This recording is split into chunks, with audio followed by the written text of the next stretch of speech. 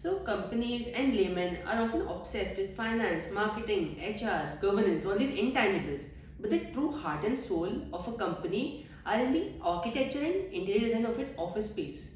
Today, we are talking to an architect who is a very senior in his field and he spent 30 years in it. So, Rajesh, I know you've done your B Arch from JJ School of Architecture in 92. So, what has been your experience from there? After passing out, I first worked with architects like Rajesh and Charles Korea, which was very important for me to create a strong foundation in design. After that, I worked with developers like Kulkarni, Rajesh, and now presently I'm working with Phoenix as CEO of design and construction. And the reason to work with developers was it gave me an opportunity to work on some very large projects. In your experience, how does the architecture and interior design of a place determine the productivity and performance? Yeah, architecture goes a long way in determining that, I feel, because if you see a building which is designed well, which has got very welcoming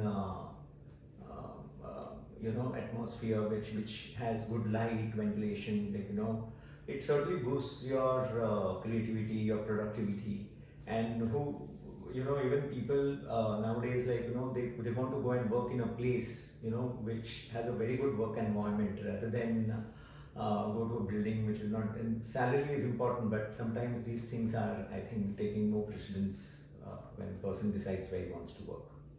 In your experience, how does architecture reinforce a company's brand identity and their corporate culture?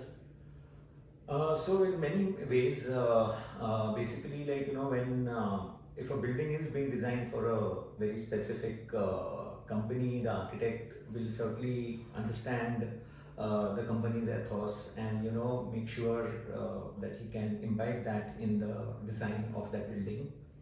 Apart from that, nowadays a lot of buildings, they are very particular, or corporate, sorry, and companies are very particular about ESG, which is environment, basically, and social and governance. So basically, they want a building which has got sustainability.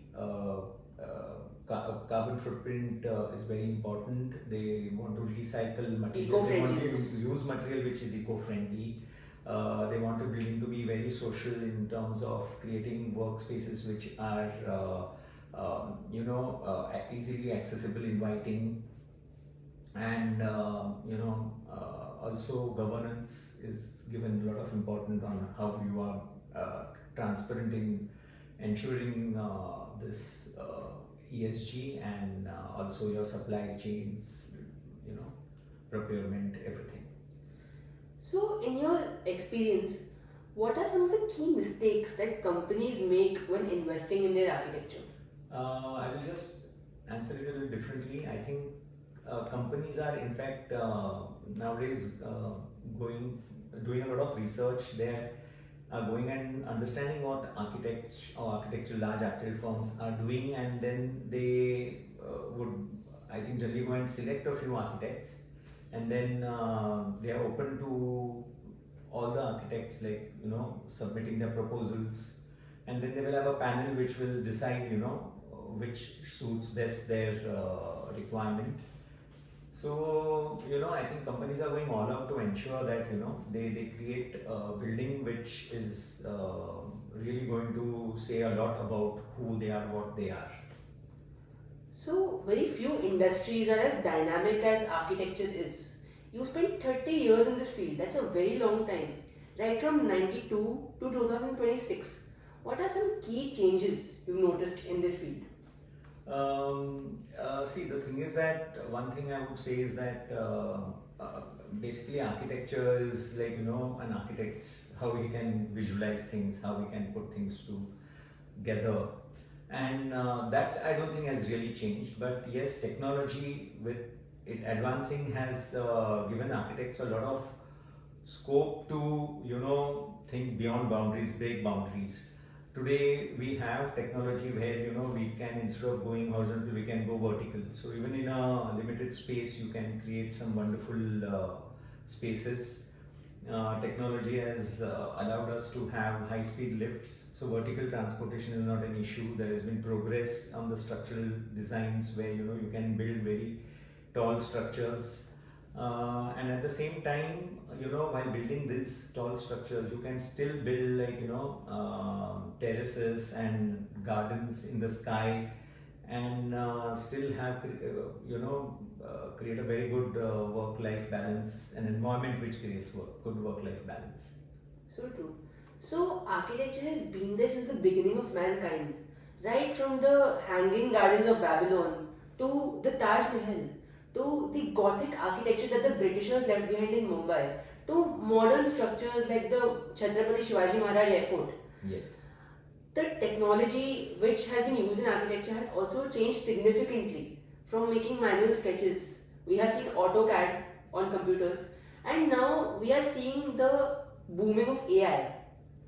How do you feel AI will influence or has influenced so far this field?